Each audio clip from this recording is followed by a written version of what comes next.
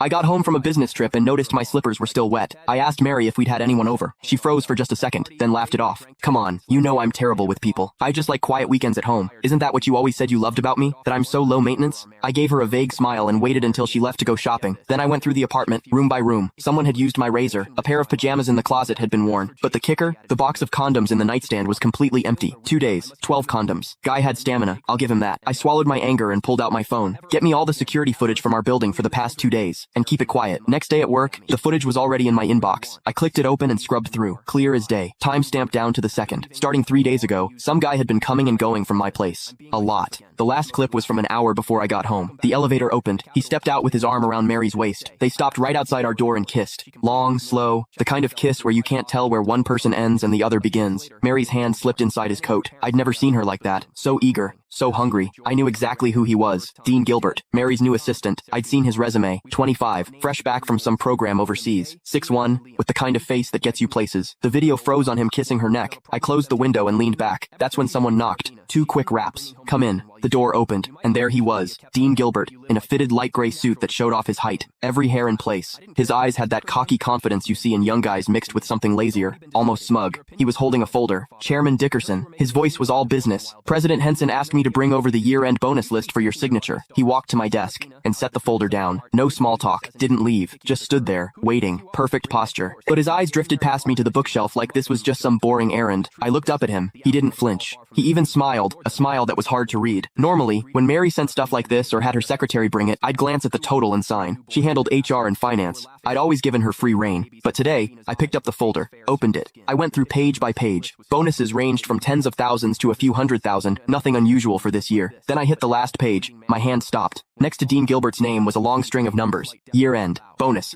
$1 million. And in the notes, plus one company BMW, 730 Lee, $1 million. A BMW 7 Series. For an assistant who'd been here less than 6 months. I stared at that number for 2 seconds. Then I looked up. Dean was watching me. That little smile had gotten bigger, and there was something in his eyes, now impatience. Chairman Dickerson, is there a problem? His tone was still polite, but there was an edge, a push. Miss Henson is waiting to head out. He made sure to emphasize those last words. I picked up my Mont Blanc pen and uncapped it. The tip hovered over the signature line. Didn't touch down. Mr. Gilbert, you've been with the company about 5 months now, right? My voice gave nothing away. 1 week shy of 5 months. Quick answer. Smooth. I said nothing. I signed. Thank you, Chairman Dickerson. He took the folder back, flipped to check my signature, then closed it. And right as he turned to leave, I caught it. His lips moved. Fast and silent. No sound. But I could read it clear as day. 3 syllables. Old bastard. He didn't even bother closing the door behind him. I stayed in my chair. Didn't move. The pen cap clicked back into place. Click the link in my bio to get the full story for free.